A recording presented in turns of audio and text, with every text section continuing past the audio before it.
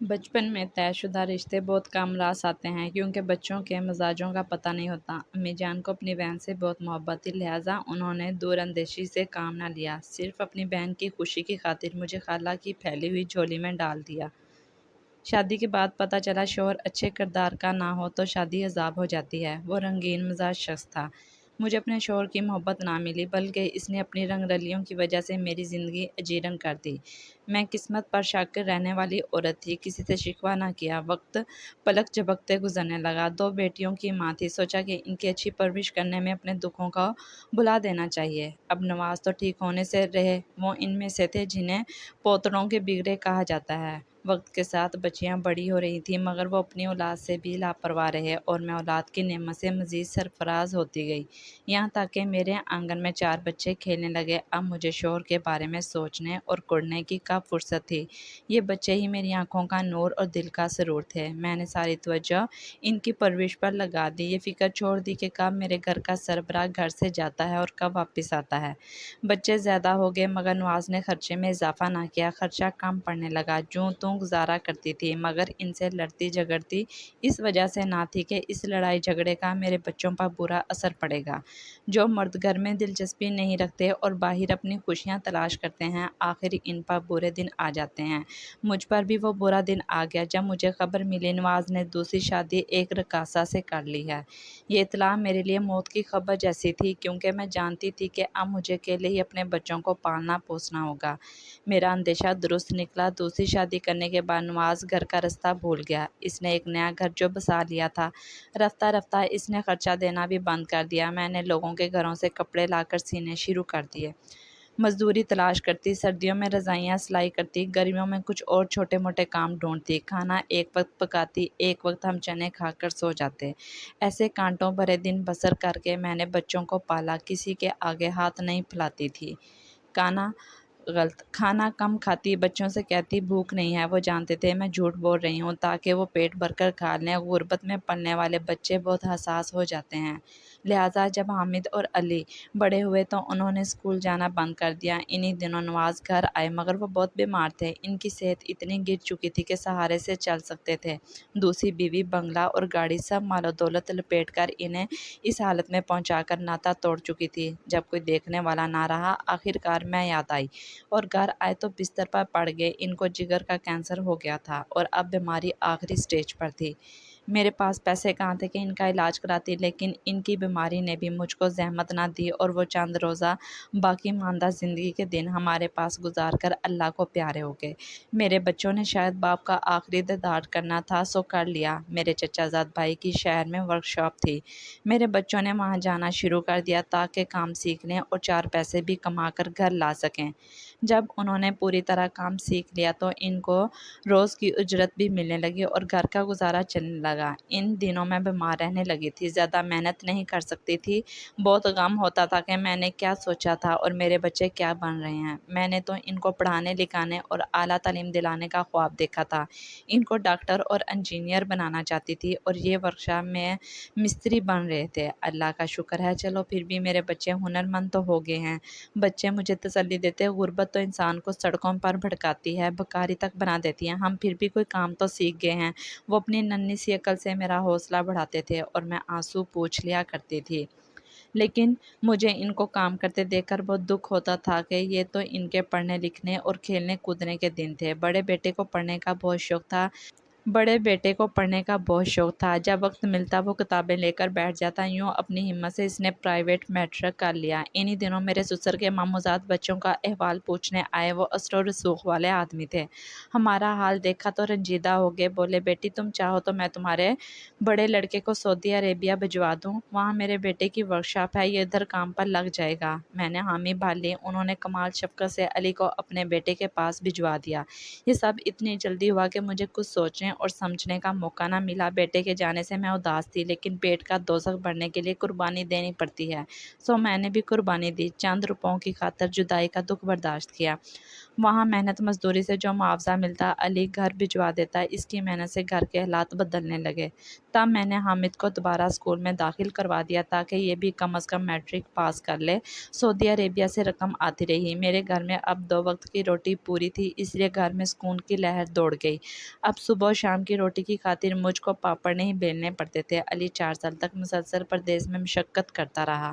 اتنی لمبی اس کی جدائی میں نے سہی کہ دل کمزور ہو گیا، بات بات پر آنسو نکل پڑتے تھے۔ دن رات اس کے لیے دعائیں کیا کرتی تھی۔ جب وہ لوٹا تو ہمارے گھر میں خوشحالی آ چکی تھی۔ وہ اپنے ساتھ گھریلو آسائش کی چھوٹی موٹی اشیاء بھی لایا تھا۔ سچ ہے کہ جب بیٹے جوان ہو جائیں تو ماؤں کی فکریں کم ہو جاتی ہیں، ایسا ہی میرے ساتھ بھی ہوا۔ اب ایک ہی فکر تھی کہ کب ان کا گھر آباد ہو اور میں ان کی خوشیاں دیکھوں۔ ان کے سحری کی خوشی دیکھنے کو تو جی رہی تھی۔ میں نے اپنی پڑوسن کے سامنے دامن پھیلایا اور اس نے اپنی دونوں بچیاں میرے دونوں بیٹوں کے عقد میں دے دیں۔ ان بہوؤں کے گھر آ جانے سے میری ویران زندگی میں رونق آ گئی۔ دونوں بہت اچھی اور خوش مزاج تھیں۔ انہوں نے آتے ہی گھر کو سنبھال لیا اور میری لڑکیوں کے بیاہ کی فکر میں لگ گئی۔ ہماری سمدن اچھی عورت تھی، اس نے میری بچیوں کے رشتے تلاش کرنے میں مدد کی، یوں میں اپنی لڑکیوں کو بیانے میں کامیاب ہو گئی۔ اسی دوران علی نے اپنے چھوٹے بھائی حامد کو بھی سعودی عربیہ بلوا لیا۔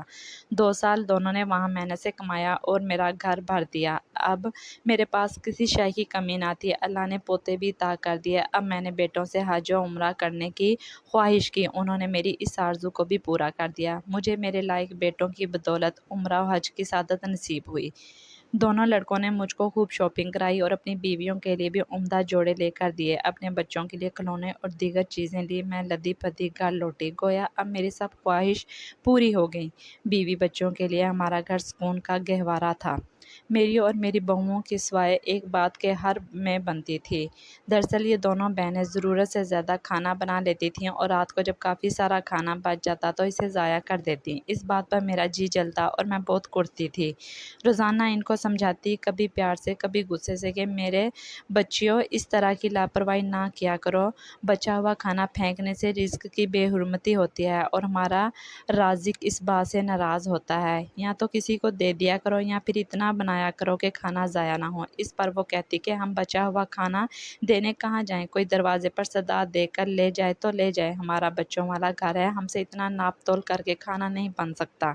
آپ نے کچن ہم پر چھوڑا ہے تو اب آرام سے بیٹھی رہا کریں اور پکا ہوا کھانا ہاتھ میں ہم سے لیں، ہماری کھانے پکانے میں ہر روز کی یہ مداخلت چھوڑ دیں۔ میں 2 4 دن چپ رہتی مگر پھر برداشت نہ کر پاتی تو کہہ بیٹھتی، کیوں اتنا سارا سالن بنا لیا، اتنی زیادہ بریانی پکا لی ہے، اب پھر اسے باسی کہہ کر پھینک رہی ہو، اللہ تعالیٰ ناراض ہوتے ہیں، ایسا نہ کیا کرو۔ اس بات سے وہ مجھ سے چڑنے لگی تھی، کبھی زبان نہ چلاتی تھی میرے سامنے، اب چلانے لگیں، یہاں تک کہہ دیتی کہ کیونکہ آپ نے تمام عمر غربت میں گزاری ہے، دانے دانے کو ترسنا پڑا آپ کو، تو اب آپ کا دل ایسا چھوٹا ہو گیا ہے، آپ سے ہمارا کھلا کھانا پینا برداشت نہیں ہوتا، یہ آپ کی نیچر بن گئی ہے کہ ذرا ذرا سی چیز کو سمیٹ کر رکھنا، ہم سے یہ نہیں ہوتا، ہم ہمیشہ سے خوشحال گھر میں پلی بڑھی ہیں، ہم کو ٹینشن ہوتی ہے۔ امی جان، آپ کی اس غریبی والی فطرت بہوؤں کا اس طرح کہنا مجھے بہت ناگوار گزرنے لگا، تو میں نے معاملہ ان کی مرضی پر چھوڑ دیا اور زبان بند کر لی کہ یہ جانے اور ان کا کام، گھر تو اب انہی کا ہے، میں کب تک جیوں گی، ان کو نہیں سدھرنا نہ سدھریں، بس دل پر جتنا بوجھ ہوتا سہ لیتی، مگر لب سی لیے۔ میرے بیٹوں کو سعودی عربیہ گئے کئی سال ہو گئے تھے اور اب وہ گھر کو لوٹ رہے تھے، میری اور گھر بھر کی خوشی کا کوئی ٹھکانہ نہیں تھا۔ میری بہو گھر کی صفائی میں لگی تھی، اسے سجا سنوار رہی تھی، ان کے بچوں کے باپ آنے والے تھے، انہوں نے کئی نئے جوڑے اپنے اور بچوں کے سلوائے تھے۔ جب علی اور حامد کی آمد کو ہفتہ رہ گیا تو ان کے بچوں نے اپنے باپ اور چچا کو خوش آمدید کہنے کے لیے غبارے خریدے اور گھر کے دروازے کو رنگ برنگی کاغذی پٹیوں اور پھولوں سے سجایا۔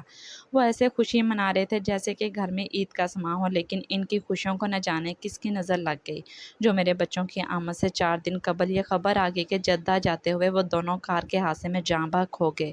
موت برحق ہے مگر جوان بیٹوں کی موت کون ماں برداشت کر سکتی ہے؟ یہ خبر سن کر جو مجھ پر گزری وہ میں ہی جانتی ہوں۔ میں نے اپنے اللہ سے فریاد کی کہ اے میرے رب، میں کتنی بد نصیب ماں ہوں جو اپنے بیٹوں کا آخری دیدار بھی نہ کر سکی۔ گھر میں کوہرام مچا تھا، چھوٹی بہو کو دیکھ کر دل درد سے پھٹنے لگا، وہ تو سکتے کی کیفیت میں پتھر بنی بیٹھی تھی اور بڑے بہو نے بھی بیوگی کی چادر میں اپنا وجود چھپا لیا تھا۔ وہ 6 ماہ میرے ساتھ رہیں، پھر میکے چلی گئیں، میں نے بھی ان کو نہیں روکا کیونکہ جوان تھی اور جوان بچیوں بچیوں کو اب میں نہ سنبھال سکتی تھی۔ ان کے والدین زندہ تھے، وہی ان کو سنبھال سکتے تھے۔ جس وقت وہ بچوں سمیت چلی گئیں، میں نے رو کر کہا، اے کاش بیٹے خریدے جا سکتے، زندگی لوٹائی جا سکتی تو میں اپنا سب کچھ دے کر ان کو لے آتی، اتنی پیاری بہوؤں کو اس طرح بے آسرا ہو کر گھر سے جانے نہ دیتی۔ لیکن بیٹے وہ انمول دولت ہیں جو خریدنے سے نہیں ملتے۔ انسان ہو پر سوائے صبر چارہ نہیں ہوتا۔ میری بہوؤں کے والد جب تک زندہ رہے انہوں نے میرے پوتوں اور پوتی کو کوئی تکلیف نہ ہونے دی، تمام خرچہ ان کا اٹھاتے تھے اور میرا بھی خیال رکھتے تھے۔ لیکن ان کے انتقال کے بعد میری بہوؤں پر بھی وہی دن آگے جو مجھ پر آئے تھے۔ انہوں نے بھی میری طرح محنت مشقت شروع کر دی۔ اپنے بچے پالنے کے لیے ان کی قسمت بھی مجھ جیسی ہوئی۔ ایک دن میں ان سے ملنے گئی، مجھے اپنے پوتے نظر نہیں آئے۔ میں نے ان کے بارے میں پوچھا کہ فراز اور سرفراز کہاں ہیں؟ بہو بولی، کام پر لگا دیا ہے، وہ ورکشاپ میں کام سیکھنے گئے ہیں۔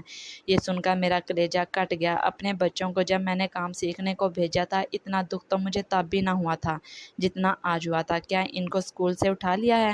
میں نے دکھی ہو کر بہو سے سوال کیا۔ ہاں ماں جی، اور ہم کیا کرتے، اسکول میں پڑھانے کے لیے سرمایہ چاہیے اور کچھ کام سیکھ لیں گے تو کچھ کما کر لے آئیں گے۔ بہو ٹھیک کہہ رہی تھی، مجھے اس کا تجربہ تھا۔ میں انہی حالات میں حامد اور علی کو ان کے بچپن میں کام پر بھیجنے کو مجبور ہو گئی تھی۔ میری زندگی کی تاریخ ایک بار پھر خود کو پوتوں کی صورتحال میں دہرا رہی تھی۔ وہ سب کچھ ہو رہا تھا پیٹ کا دوزخ بڑھنے کے لیے۔ میرے بچے پھر ملک سے باہر جا رہے تھے، میرا جی کانپ گیا۔ میں نے بہو سے التجا کی، ان کو کمانے کی خاطر باہر جانے نہ دو۔ پہلے بھی میرے 2 شہزادے کمانے گئے تھے، پھر لوٹ کر زندہ نہیں آ سکے۔ بہو کہنے لگی، اگر آپ کے پوتے کمانے نہیں جائیں گے تو کیا کریں گے؟ یہاں روزی ملنی مشکل ہو گئی ہے۔ اب تو ملک میں پہلے سے بھی زیادہ حالات خراب ہو چکے ہیں۔ ان کی شادیاں کرنی ہیں، چھوٹے 2 کو پڑھانا ہے، آخر یہ پیسہ کہاں سے آئے گا؟ ان کے نانا فوت ہو گئے ہیں، وہ ہوتے تو آسرا ہوتا۔ ان کا کوئی ماموں بھی نہیں۔ برے دنوں میں صرف یہی رشتے کام آتے ہیں۔ میں نے کہا، اللہ تعالیٰ کرم کرے اور جو دن مجھے دیکھنے پڑے اور میرے ان پیاروں کو دیکھنے پڑے وہ کسی گھرانے کو نہ دیکھنے پڑیں۔ میری بس یہی دعا سب کے لیے ہے۔